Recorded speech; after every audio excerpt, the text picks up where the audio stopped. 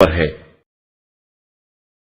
بسم اللہ الرحمن الرحیم، الحمدللہ رب العالمین وصلی اللہ علی محمد وآلہ الطاہرین۔ موضوع گفتگو خمس، اور ہماری اس گفتگو کا عنوان ہے مال غنیمت پر سے خمس۔ عام تصور کہ جو پبلک کے ذہن میں آتا ہے کہ شاید خمس فقط مال غنیمت پہ سے ہے،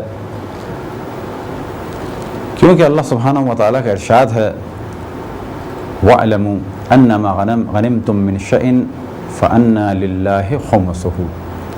تو غنیمتم سے ایک عام تصور جو ذہن میں آتا ہے وہ یہ کہ جو مال جنگ میں مال غنیمت کے طور پہ حاصل کیا جائے، جبکہ غنیمتم کا مفہوم وسیع ہے، اور اس سے مراد جو لغوی حضرات نے لی ہے وہ یہ کہ جو بھی فائدہ حاصل ہو۔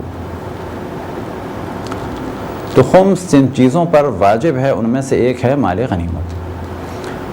مال غنیمت کی جو تعریف بیان کی جاتی ہے وہ یہ کہ جیتنے والی فوج ہارنے والی فوج کے سامان کو جب حاصل کرتی ہے تو اس مال کو اور اس سامان کو کہا جاتا ہے مال غنیمت۔ لیکن اسلامی اعتبار سے وہ جنگ کہ جو نبی اور ان کے جانشین یعنی ائمہ اثنا عشر اور پھر غیبت کے زمانے میں نائبین امام خاص اور پھر نائبین امام عام کی اجازت سے لڑی جائے تو جو مال حاصل ہوگا اس میں سے خمس نکالنا ہوگا، البتہ وہ مال کہ جو مخصوص ہے نبی اور امام کا، جیسے کہ وہ زمینیں جو بغیر جنگ کے حاصل ہوں،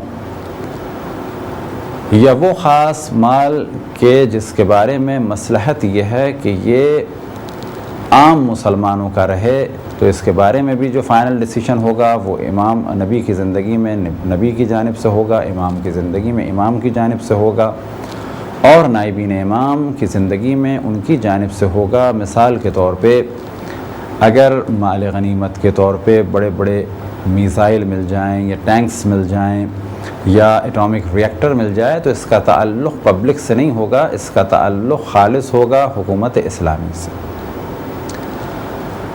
اسی طرح سے اور وہ چیزیں کہ جن کے بارے میں امام یا نائب امام کی رائے یا حکم یہ ہو کہ یہ حکومت اسلامی کے ہاتھ میں ہو تو وہ بھی عام پبلک کا نہیں ہوگا۔ اس کے علاوہ جو چیزیں ہیں کہ جن کے بارے میں وہ اذن دیں تو وہ عام پبلک کا ہوگا، اور جس کو بھی وہ مال ملے وہ اس میں سے خمس نکالے گا۔ مثال کے طور پہ کسی کو کوئی چیز ملی، وہ اپنے گھر لائے گا تو پہلے اس میں سے خمس نکالے گا، اس کے بعد جو باقی مال ہے وہ اس کا اپنا ہو جائے گا۔ یہ تھی ایک مختصر سی گفتگو مال غنیمت کے بارے میں۔ خداوند تبارک و تعالیٰ سے دعا ہے کہ بحق محمد وآل محمد ہمیں تعلیمات اسلامی کو سمجھنے اور پھر عمل کرنے کی توفیق عطا فرمائے۔ وصلی اللہ علی محمد وآلہ الطاہرین۔